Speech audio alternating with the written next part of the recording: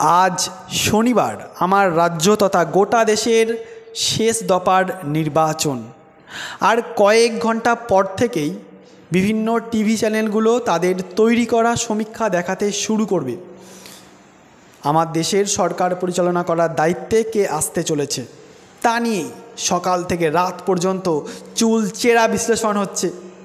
আজকে আমরা কথা বলবো আমাদের রাজ্যের যাদবপুর লোকসভা কেন্দ্র নিয়ে। আমার রাজ্যের 42টি লোকসভা কেন্দ্রের মধ্যে যাদবপুর লোকসভা কেন্দ্র অতি গুরুত্বপূর্ণ একটা লোকসভা কেন্দ্র। অতি গুরুত্বপূর্ণ এই কারণেই, এই লোকসভার অভ্যন্তরে যত ভোটার রয়েছে তার 57% ভোটার শহরে বাস করে, অর্থাৎ তারা উচ্চশিক্ষিত ভোটার। তারা বোঝে কোন প্রার্থীকে সংসদে পাঠানো যায়, সে আমার লোকসভা কেন্দ্রের সমস্ত সমস্যাগুলো নিয়ে কথা বলবে। 2 নম্বর কারণ হচ্ছে এই লোকসভা অভ্যন্তরে সবথেকে নামি দামি হবিয়েট প্রার্থীরা ভোটে দাঁড়ায়। তাই আমার রাজ্যের সমস্ত রাজনীতিপ্রিয় মানুষরা একটু হলেও এই লোকসভা কেন্দ্রের দিকে নজর রাখে। তাই এই লোকসভার অভ্যন্তরে কে জয় পেতে পারে, কেন জয় পেতে পারে, কোন কোন কারণগুলো তা নিয়ে একটু বিশ্লেষণ করার চেষ্টা করব। আমি সবার প্রথমেই মনে করিয়ে দেব 2019 সালের লোকসভা ভোটের যে রেজাল্ট হয়েছিল যাদবপুর লোকসভা কেন্দ্র থেকে। তৃণমূল কংগ্রেসের পক্ষে মিমি চক্রবর্তী, যিনি ভোট পেয়েছিলেন 6,88,000-এরও বেশি।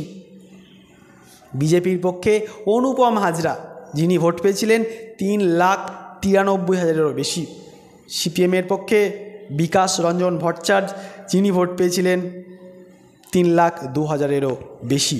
অর্থাৎ 2019 সালে তৃণমূল কংগ্রেসের পক্ষে মিমি চক্রবর্তী প্রায় 2,95,000-এরও বেশি ভোটে জয়যুক্ত হয়েছিল। আমি এবার দেখে নেব যে যাদবপুর লোকসভার অভ্যন্তরে বিধানসভার যে ফলাফল 2021 সালে। আমরা যারা রাজনীতিপ্রিয় মানুষ তারা সকলেই কিন্তু জানি খুব ভালো মতো করে যে একটা লোকসভা মানে 7টা বিধানসভা। তাই যাদবপুর লোকসভার মধ্যে যে 7টা বিধানসভা আছে তা হলো ভাঙড়, বারুইপুর পূর্ব, বারুইপুর পশ্চিম, সোনারপুর উত্তর, সোনারপুর দক্ষিণ, টালিগঞ্জ আর যাদবপুর। এই 6টা বিধানসভার মধ্যে তৃণমূল কংগ্রেস 6টাতেই ব্যাপক ভোটে জয়যুক্ত হয়েছে, শুধুমাত্র ভাঙড় ছাড়া। আমরা জানি ভাঙড়ে একমাত্র সংযুক্ত মোর্চার প্রার্থী নওশাদ সিদ্দিকী জয়ী হয়েছে। নওশাদ সিদ্দিকী প্রায় 26,151 ভোটে জয়ী হয়েছে। এবার আমরা দেখে নেব 2024 সালে এই লোকসভার অভ্যন্তরে কারা কারা প্রার্থী রয়েছে।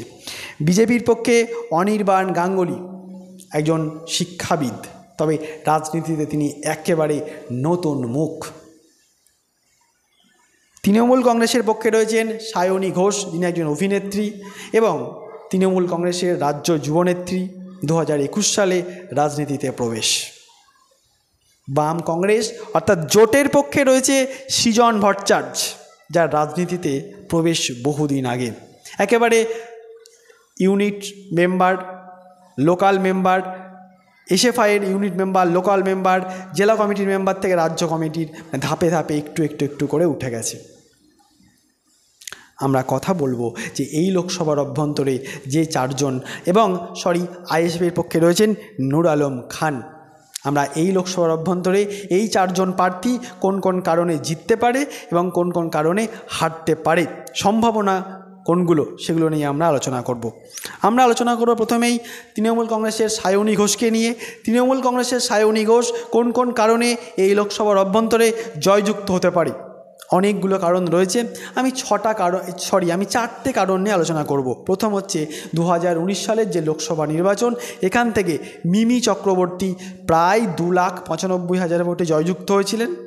সেটা কিন্তু কভার করা বা ক্রস করা অন্য রাজনৈতিক দলগুলোর পক্ষে একটু হলেও কঠিনতম কাজ। দ্বিতীয় নম্বর কারণ হচ্ছে বিধানসভা। 7টা বিধানসভার মধ্যে 6টাতেই কিন্তু তৃণমূল কংগ্রেসের জয়কার।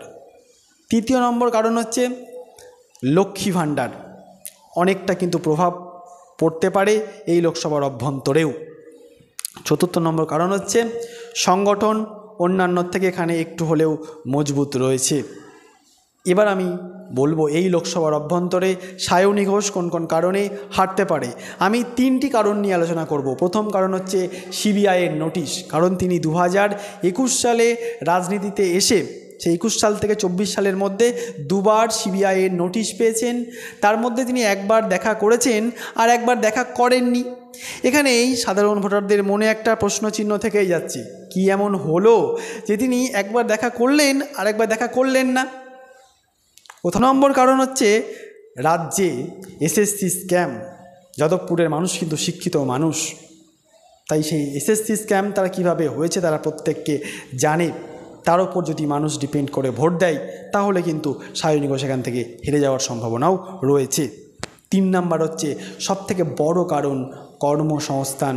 আমার রাজ্যে কর্মসংস্থানের যে অভাব তা আমরা প্রতিটা মানুষ কিন্তু জানি। আমাদের রাজ্যের কোনায় কোনায় যে পরিমাণ কর্মসংস্থানের দরকার সে পরিমাণ কিন্তু একদমই নেই। তাই আমরা দেখি হাজারে হাজারে এ রাজ্যের শিক্ষিত থেকে পরিযায়ী শ্রমিক অন্য রাজ্য, ভিন রাজ্য বা ভিন দেশে পাড়ি দেয় শুধুমাত্র কর্মসংস্থানের জন্য, কাজের উদ্দেশ্যে। তাই যাদবপুরের শিক্ষিত মানুষ যদি তারা সেই কর্মসংস্থানের দিকে তাকিয়ে ভোট দেয় তাহলেও কিন্তু এখান থেকে সায়নী ঘোষ হেরে যাওয়ার সম্ভাবনা রয়েছে।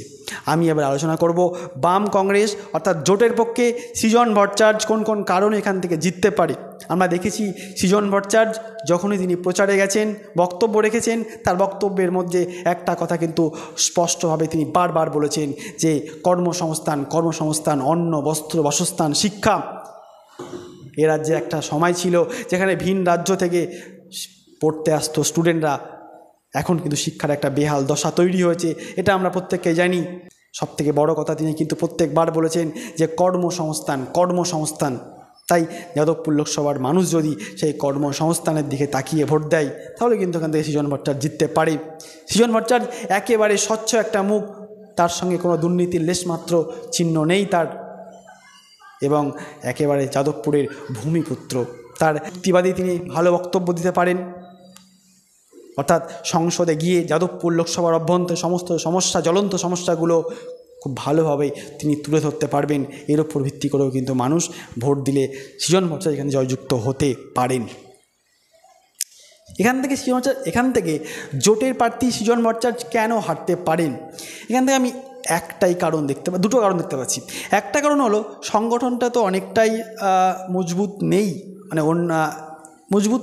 2 নম্বর কারণটা হলো সৃজন ভট্টাচার্য কিন্তু যাদবপুর, টালিগঞ্জ এবং সোনারপুর উত্তর দক্ষিণ এই 4টে বিধানসভা থেকে ভালো রেজাল্ট করতে পারে, মোটামুটি ভালো রেজাল্ট করতে পারে এই 4টে থেকে, টালিগঞ্জ, যাদবপুর, সোনারপুর এই চত্বর থেকে। কিন্তু এই শুধুমাত্র 4টে থেকে ভালো রেজাল্ট করে অন্যগুলোকে কভার করা ভীষণ মুশকিল, কারণ সৃজন ভট্টাচার্য ভাঙড় বিধানসভায় ভোট পাবে না বললেই চলে, খুব একটা বেশি ভোট কিন্তু পাবে না এই আইএসএফের জন্য। সমস্ত ভোটটাই কিন্তু আইএসএফ আর তৃণমূল কংগ্রেসে কিন্তু ভাগ হয়ে যাবে। সৃজন ভট্টাচার্য পাবে কিন্তু অনেকটা কম। এইখানে দেখা যাচ্ছে অনেকে বলছে যে আইএসএফ নিয়ে অনেকে কিন্তু কথা বলছে। আমরা যদি আইএসএফকে নিয়ে কথা বলি তাহলে বলবো যে আইএসএফ ভাঙড় বিধানসভায় ধরে নিলাম লিড দিল, তাহলে একটা বিধানসভা থেকে লিড দিয়ে অন্তত লোকসভায় ক্ষমতায় আসা যায় না, এটা সবাই জানে, এটা প্রত্যেককে জানে। তাই জোটের সঙ্গে থাকতো সৃজন ভট্টাচার্য কিন্তু তার জেতার একটা প্রবল সম্ভাবনা থাকতো। এখন নেই বলাও যাবে না, জিততেও পারে। রাজনীতির থেকে অসম্ভব বলে কিছু হয় না। অন্যদিকে রয়েছে বিজেপির অনির্বাণ গাঙ্গুলি, তাকে কিন্তু খুব একটা ভোটের ময়দানে দেখা যায়নি। তাই অনেকে বলছে দ্বিমুখী লড়াই, কেউ বলছে ত্রিমুখী লড়াই, কেউ বলছে চতুর্মুখী লড়াই। তাহলে এখানে চতুর্মুখী লড়াই হলে কোথায় লড়াই হচ্ছে? আমার তো মনে হচ্ছে এই যাদবপুর লোকসভার অভ্যন্তরে দ্বিমুখী লড়াই, তৃণমূল কংগ্রেসের সঙ্গে জোটের লড়াই। তবে এখান থেকে নিশ্চিত করে কে জয় পাবে তার জন্য কিন্তু আমাদেরকে 4 জুন অপেক্ষা করতেই হবে। আমরা অতি অবশ্যই 4 জুন অপেক্ষায় থাকব, তারপরে আমরা আসব। ততক্ষণে আপনারা ভালো থাকবেন, সুস্থ থাকবেন, সাবধানে থাকবেন, সর্বক্ষণ নিজের কাজ নিয়ে ব্যস্ত থাকবেন, পরিবারকে সময় দেবেন।